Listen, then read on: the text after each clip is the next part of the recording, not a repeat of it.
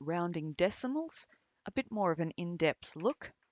Sorry about the rain noise in the background, but we've got to love the rain.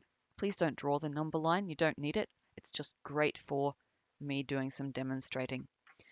So when we round numbers, we've been given more accuracy than we needed. So money is rounded to 2 decimal places or whole dollar amounts. Our numbers, such as the square root of 2, if we wrote it as a decimal, we have to cut it off somewhere. We can't write it as a decimal accurately. It goes on forever. We'd be here forever. It wouldn't be fun.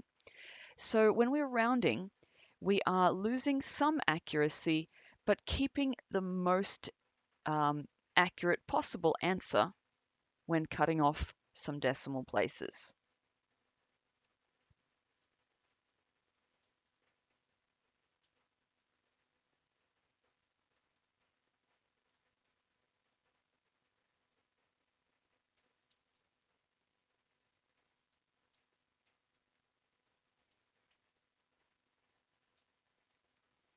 There's various different ways of thinking about it. It doesn't always have to be rounding to decimal parts.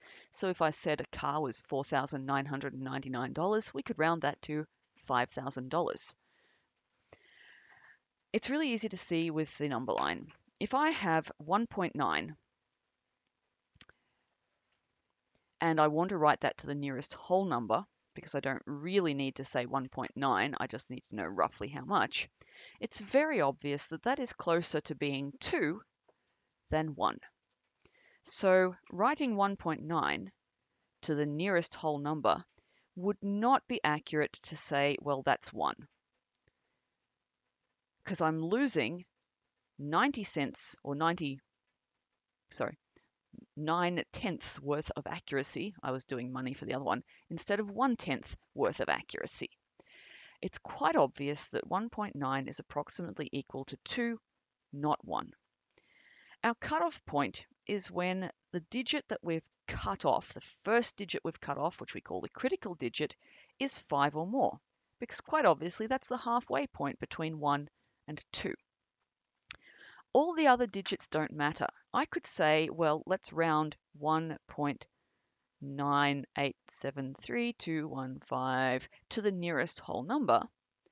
All these digits don't matter, because it doesn't matter if it's 1.90 or 1.99. All of those 1.9 somethings are still in this range here. That first 9 says they're really close to 2. Likewise, it wouldn't matter if it was 1.099999. All these 9s don't do anything. 1.0 is still in this range here, no matter what the following digits are. So the only digit we need to look at when we're rounding to see what's most accurate is the first digit that we cut off, the critical digit. So our steps are cut off all digits after the required number of decimal places or the required level of accuracy.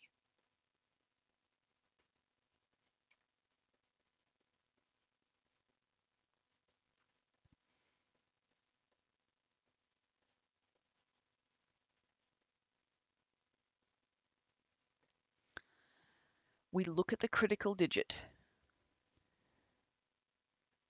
the first digit that we cut off. If it is 5 or more, we round up. That is, we add 1 to what is now the last digit.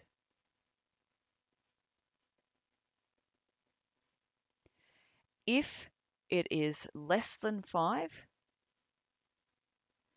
we just truncate. That is, we cut it off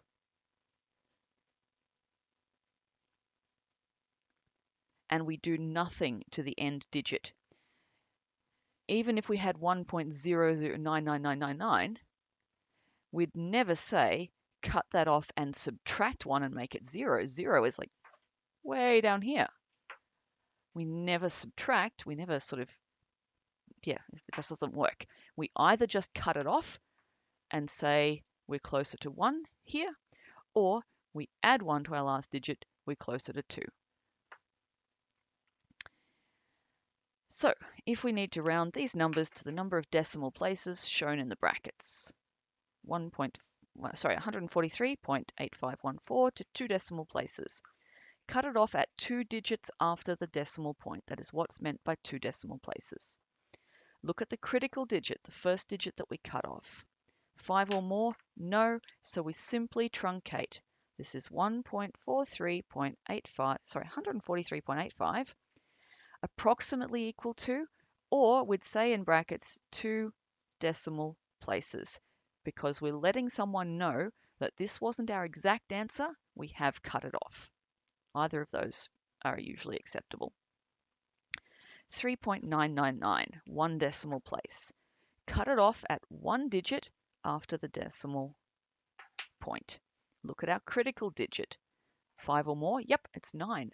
Add 1 to the last remaining digit. Now, obviously, adding 1 to 9 gives me 10, which means I put down my 0 and carry the 1, and I get 4.0 to 1 decimal place.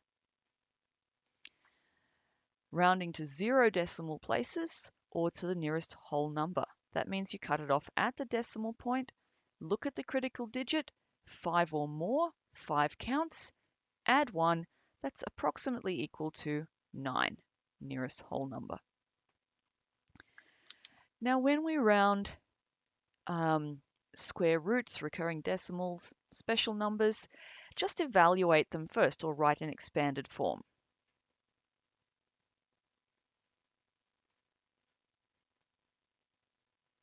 So 0.6 recurring is 0.66666.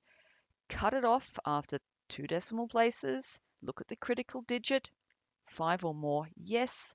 That is approximately equal to 0.67. And that's why, incidentally, when you do 2 over 3 as a fraction and evaluate as a decimal, your calculator will show a 7 at the end because it has rounded when it cut off, quite correctly so. Pi, we'd write it out, calculator if you need it, to a few decimal places, 3.1415926, etc. Cut it off after 2 decimal places, look at the critical digit, it's a 1. Pi is approximately 3.14. Sorry, my writing's getting very messy, my bad. Square root of 2. Write it to a few decimal places. Arrow key, 1.414, etc. Cut it off after the required number of decimal places, 1.1. Critical digit, no, it's not 5 or more. The square root of 2 is approximately equal to 1.41. Other terminology that you might see being used is they might say to the nearest tenth or the nearest hundredth. Remembering, of course, that our place values are tenths for 1 decimal place, hundredths for 2 decimal places. So the nearest tenth is just 1 decimal place. To the nearest centimeter. Now that's easy if your number was in centimeters. So if you've got 103.6 centimeters, then to the nearest centimeter is 104 centimeters. But if you were working in millimeters or meters, you'd have to stay aware that you'd have to convert to centimeters, then round, because 10.33 millimeters, if you rounded that to the nearest millimeter, 10 millimeters, you'd then have to round to the nearest centimeter when you change it to centimeters. Change it to the units first and then round. And if you're rounding in the middle of that question, keep more decimal places, especially if you need to go from a large value like meters down to centimeters. Because you can imagine, like if you had 10.33 meters and you rounded first to 10 meters, you would then get 1,000 centimeters when you rounded, when you converted. But if you converted first, that's 1,033 centimeters. That's to the nearest centimeter, the nearest whole number when you're in centimeters. Convert first, and if you're rounding first, you keep lots and lots of decimal places of accuracy. In fact, just don't round. Let me know if you didn't understand. I'll catch up with you. Sometimes people say to 3 significant figures. You don't need to know this now in year 8, but it might come up in year 9. And that's because it's really hard to just say, well, always go to 2 decimal places. Because if you had a number like this, and you said go to 3 decimal places, you'd get 0. And if you had a number like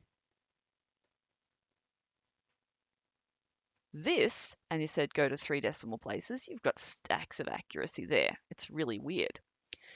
3 significant figures just says keep the first 3 numbers after the zeros are taken out of the equation. So all these zeros don't count. 3 significant figures here would be writing it and rounding there. So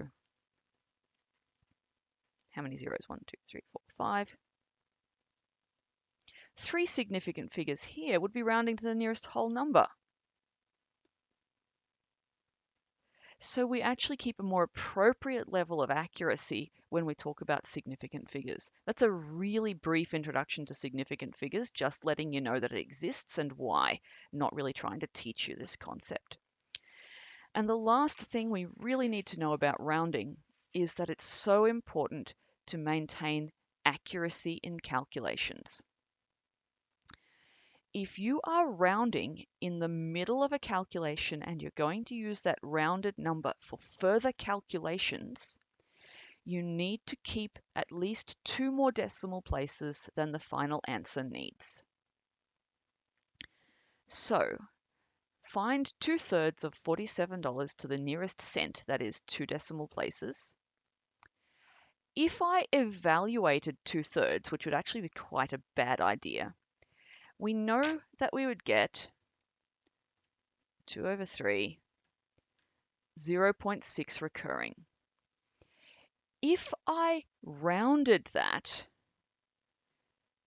and went that equals 0.67 of is times 47.67 times 47, I would get $31.49.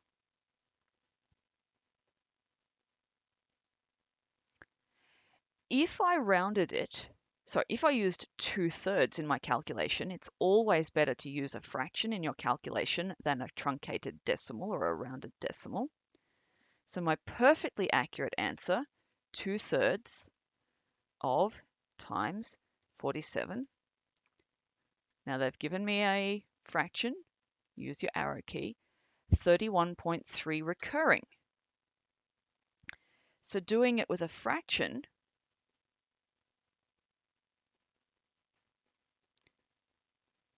31.33 to 2 decimal places. That's a big difference. That's not much in cents, but that would add up. Or if it was a really big number, that's a lot of difference. Now, if you have to give a decimal answer and you then need it in further calculations, so ideally keep your fraction. But if you had to, keep 2 more decimal places than what your final answer needs. 0.6667, 2 extra decimal places, times 47 equals, let's check that one.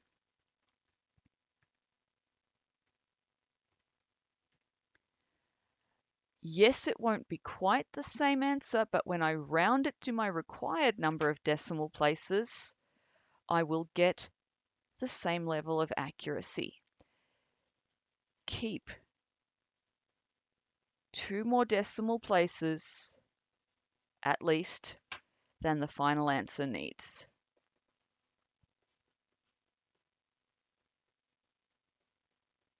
If you are rounding and then using that number for further calculations.